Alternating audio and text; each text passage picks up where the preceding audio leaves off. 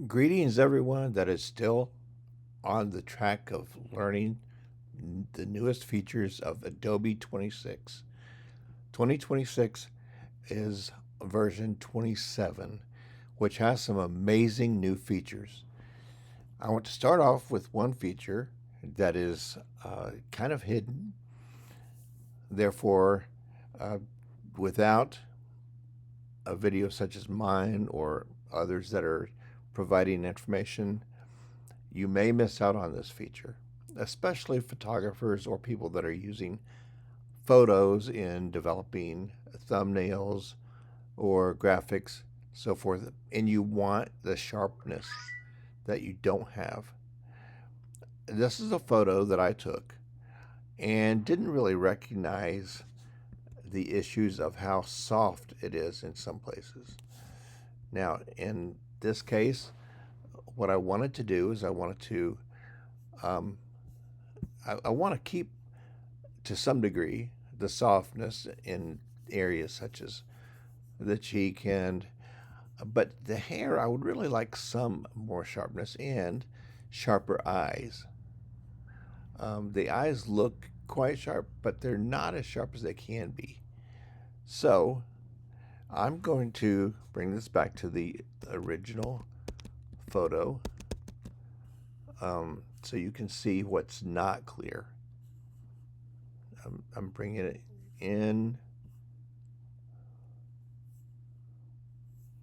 See the softness around here, this around her eyes, around the lips are soft, and so forth. Now, maybe that's what you want, but if not, I want to show you a new feature that is amazing, at least amazing to me.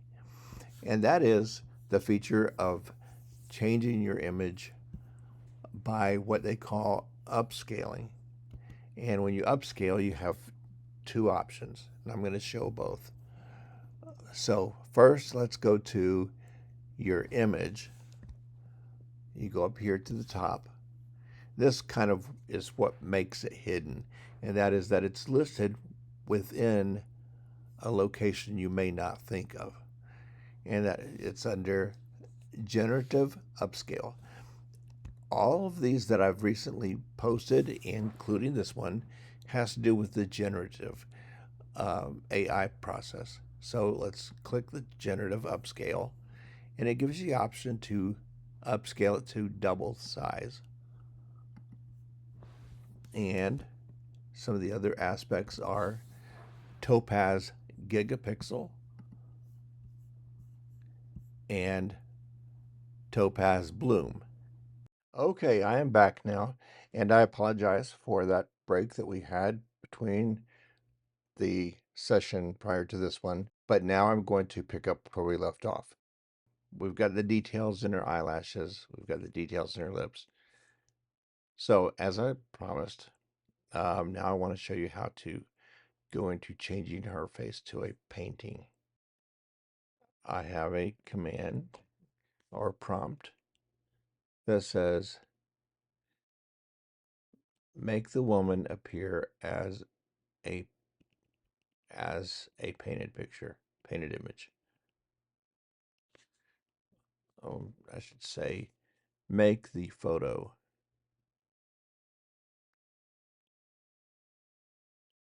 because we want it all to be caught in this change. Okay, so the first thing you should always check is, am I on a layer or an image? Alt Command Shift E. Alt Control Shift E also. Alt Control or Shift or Command Shift E changes it to an image or channel that is, or mask that has been changed. Now we want the actual image. So now we have the image where it combines the change of the sharpening and then with the original and makes it into its own.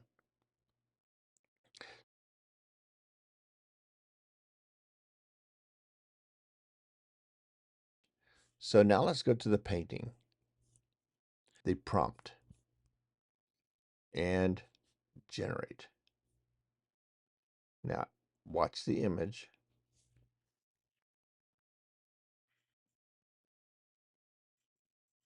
The white looks whiter.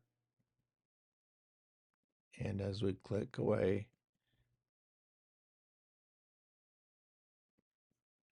the catch light in her eyes should become the prompt. So I'm just pasting it back in. Except for this time, I'm going to say with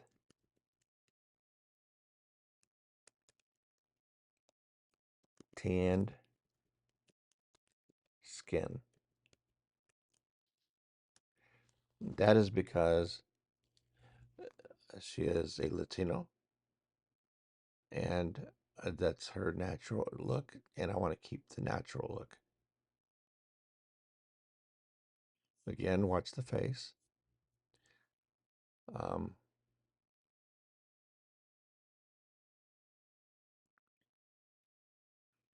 there, she is. That's a painting. You can see where it looks like strokes. How it looks unnatural, other than back here and here. I want you to also notice that her hair is more crisp here than it was in the original. Um, I will remove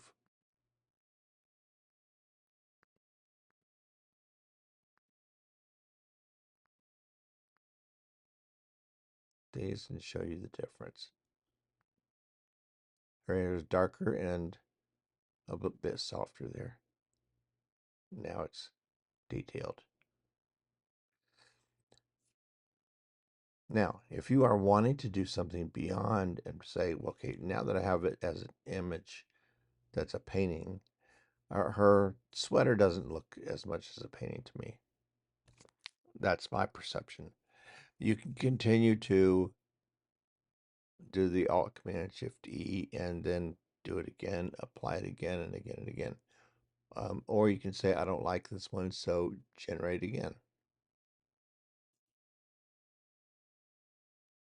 And then it will just generate another version.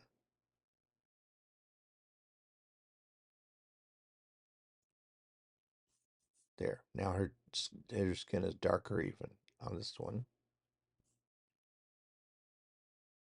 I think that as a painting, that, or for her face at least, that looks pretty good.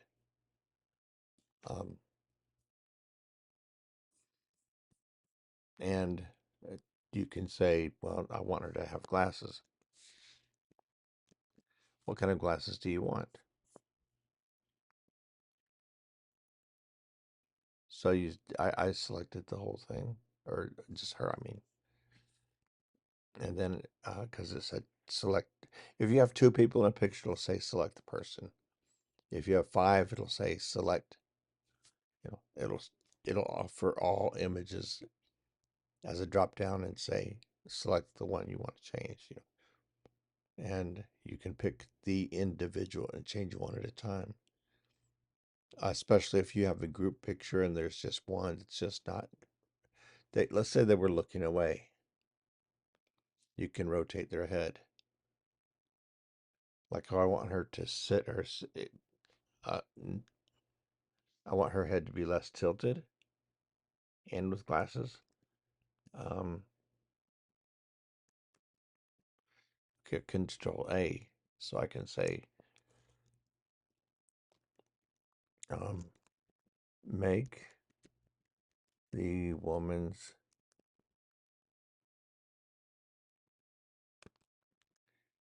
head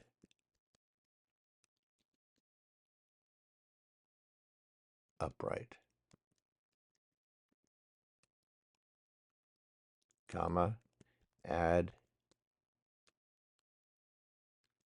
I usually say spectacles.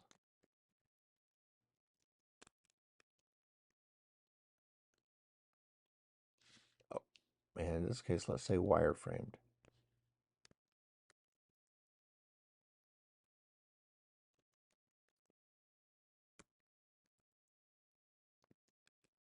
wireframe style spectacles.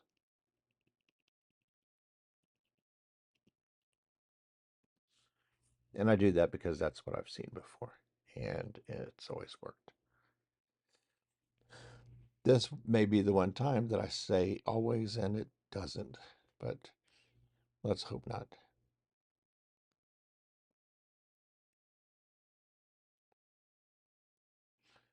Now, well, the glasses worked, but her head upright did not. Um, make the woman's head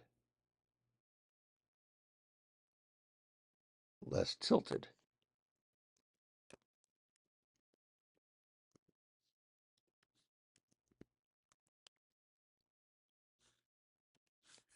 And then generate.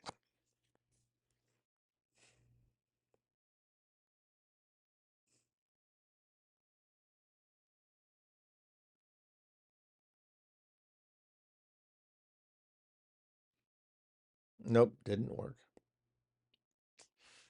Not quite sure why. I'll have to do some more research on the prompts. Uh, this is a an area that continues to change, and not only change but grow. Um, what tilts are the best?